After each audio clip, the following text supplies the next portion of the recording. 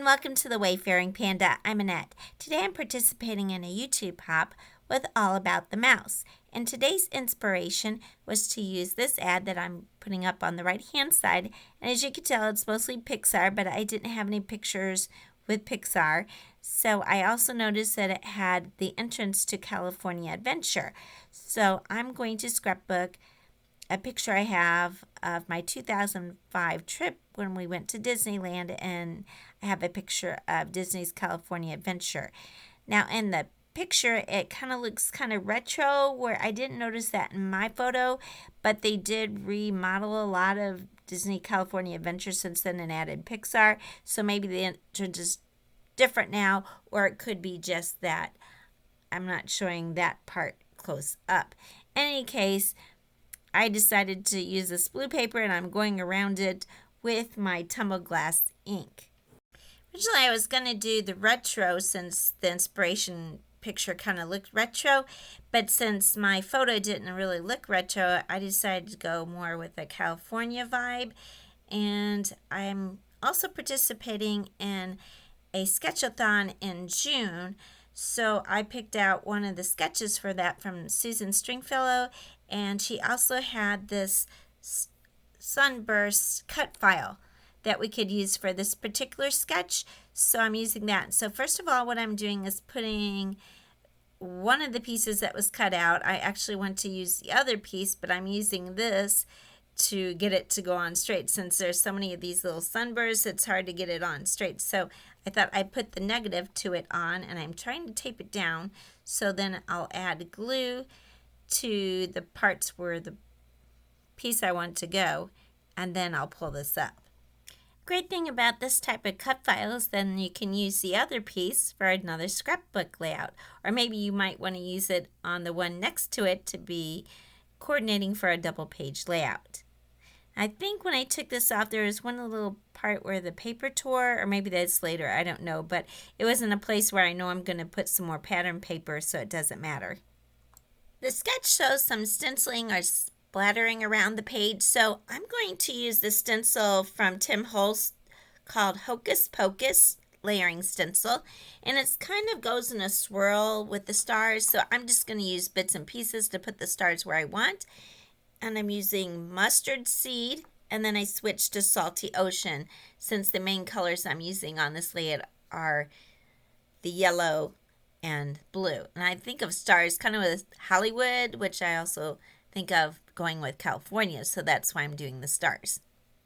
The one thing I had to keep in mind while I was doing this is that when I did the stenciling on the yellow with the mustard seed, it does show up a little bit, but not a lot. So I did do some of that on the paper, but it's just a tone-on-tone effect. Now when I do the blue, it does turn green a little bit when you do it on the yellow paper, so I tried to avoid that as much as possible because none of my papers or embellishments really have green in them.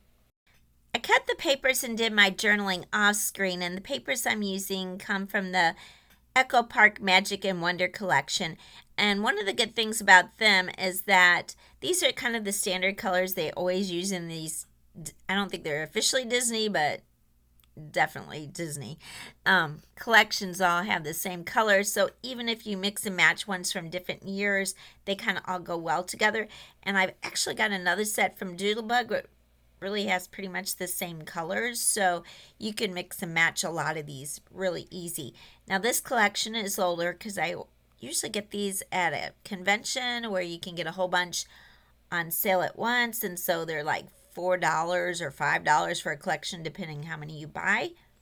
And I also know they do warehouse sales, so you can get scrapbook paper cheaper that way. So even if this collection isn't available anywhere, the ones they have out now will have the same type of colors, and that's what great thing is. That way you can mix and match some of your leftover papers with newer ones. I also like they have these cut aparts where you can do journaling, because that makes it easy to put some journaling on the page. So I'm just saying that the way Disneyland's set up, the California Adventure is just across the sidewalk from it, so that way you can easily park hop. And at the time, park hopper tickets was, I think, kind of the standard. I'm not sure. I had cast member tickets from whenever I worked at Disney World, in the 90s, so we used those. So those were Park Hopper tickets at the time. The sketch showed 3 strips of paper at the bottom, and so I decided to use my washi tape because I have a lot that can go with vacation or Disney type things, and I want to make sure I'm using up my washi tape. So I did have to move it a little bit because I got too close to the bottom, which is why I didn't glue down all of my paper yet. And 2 of these came from Simple Stories. The one with the camera and the one with the words came from Simple Stories. And the star one I'm not really sure about, but it came with a collection, so it might have been Echo Park. If it was Simple Stories, they don't label it the same because there's nothing in the band to tell what it is. Susan had 2 cut files that we could use. One like the one I have, which has the little stars and Mickey heads in the Sunburst. She also had one that was just plain. So I decided to go with this one. But what I liked about it is because the sketch also showed stars. But I must really like stars because I kind of gravitate to paper that has stars on it. But also I think the stars go really well with the Disneyland theme, or at least because of you thinking about Tinkerbell and Pixie Dust, but also the stars as far as Hollywood. I just use Nuvo Deluxe glue to glue everything down, but you can also use double-sided tape. I often use that too. It just with the smaller pieces, I just didn't feel like doing it. Of course, you see me kind of rearranging things quite a bit because I tend to get things crooked. And on the one piece is a fishtail banner, so I find for me, if I fold the end a little bit and then just snip it off, then you have a fishtail that's even. My photo I backed with some plain cardstock, some kind of yellowish gold cardstock. I thought that went really well with the other yellow paper I already had. I think that's probably the only paper that I used that was not double-sided. And with my photos, I like to mat those with my mounting squares, or sometimes they're called photo squares.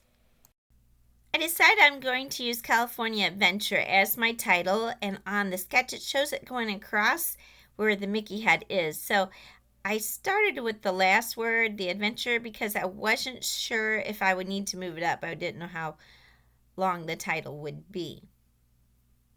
Also, I thought I might do Disney's California Adventure, but I also hadn't already checked to see if I had all the letters for that, so I want to do California Adventure first and then see if I have enough letters. Now, a lot of these letters I did run out of, which is why I don't generally buy too many of these stickers, because I like cutting out my own with either my scan and cut, or I have some die cut alphabets. That way you can cut out what you need, because you always end up with all these letters that you can't use. Now, I did run out of ends, but it has a lot of use, so I just turned that upside down because really they look the same. Also ran out of I, so I cut an L so that it would match. So when I do Disney's, I could only do Disney. I think it should have put apostrophe S, but I ran out of S's and I didn't really see any other letters that you can Frankenstein into an S. As I told you earlier, I do have a lot of trouble keeping things straight, so that is why I'm using a quilting ruler across my glass mat, because there's lines on it to help me keep my letters straight. Finally, I build my clusters according to the sketch using some stars that I cut out using some AveryElle star dies, and I just used the scrap paper from the collection. And also I'm using the yellow cutouts from the cut file of the Mickey and stars that cut out on the Sunburst. I'll put a list of all the products that I used in the description below. Some of these will be affiliate links. They don't cost you anything extra to use, but I do get a small commission from any sales that those links generate, and that helps support my channel. As I mentioned before, this is part of a YouTube hop, so I'll have a list of all the participants in the description below. After you watch this video, please hop along and visit the other people's channels to give them some support and get some inspiration for scrapbooking your Disney pictures. And even if you're not doing Disney pictures, this layout, if you replace the Mickey Mouse, could be just about anything for any sunny day. I want to thank you so much for watching. If you liked the video, please give it a like And if you're not already a subscriber, I'd really appreciate if you can subscribe to my channel. Thank you and have a wonderful day.